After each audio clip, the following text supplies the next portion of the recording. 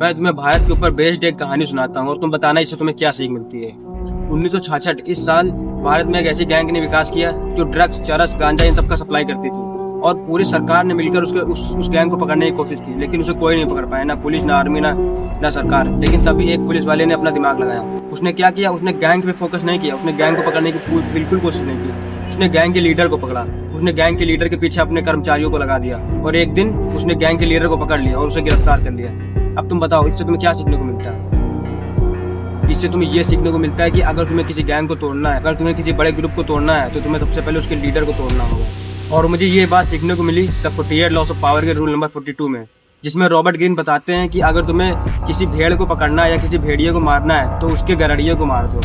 Robert Greene के according हर group के पीछे एक लीडर होता है जो उस ग्रुप को चला रहा होता है। अगर तुम्हें उस ग्रुप को हराना है, उस ग्रुप को बीट करना है, तो तुम्हें वहाँ के उस ग्रुप के मेंबर्स को नहीं हराना है, तुम्हें उस लीडर को पकड़ना है और उसे मेंटली तोड़ देना है। मैं तुम्हें यहाँ फिजिकली फाइट करने को नहीं कह रहा हूँ कि मार पीट कर दो, नहीं, तुम्हें उसे मेंटली तोड़ना है, मेंटली उसको डिस्टर्ब कर दो और जहाँ वो डिस्टर्ब हुआ वहाँ उसका ग्रुप पूरा बिखर जाएगा। और यही चीज़ मैंने हिस्ट्री में भी बहुत जगह पे देखी है कि जब कोई युद्ध होता है, कोई बड़ा युद्ध, तो उसमें लोग क्या करते हैं, लीडर को मारने की ज़्यादा कोशिश करते हैं। जो युद्ध का राजा होता है, जो सेना का राजा होता है, लोग उसे ही मार देते हैं। जहाँ सेना का राजा मरा, उसकी प्रजा ऐसे ही इधर उधर हो जाएगी, उसकी सेना ऐसे ही मारी जाएगी, क्योंकि उसका राजा मर गया जो सबको गाइड कर रहा था चारों तरफ कैसे फैलना है, कैसे कहाँ पे तुम्हें मूवमेंट करना है। जब राजा ही मर जाएगा तो उसकी प्रजा तो ऐसे ही तितर बितर हो जाएगी। और हाँ, रॉबर्ट ग्रीन 42 लॉ में ये भी बताते हैं कि सबसे पहले तुम खुद देखो तुम क्या हो, तुम लीडर हो या कि तुम किसी और के ग्रुप में जुड़े हो।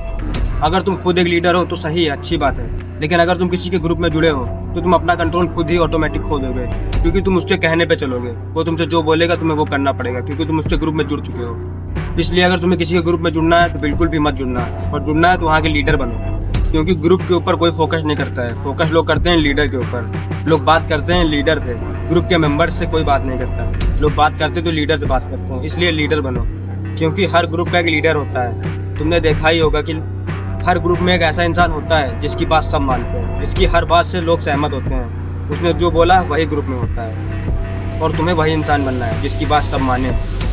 अब मुझे तुम लोग कमेंट में बताते जाना कि कौन कौन अब से इस लॉ को फॉलो करना शुरू कर देगा।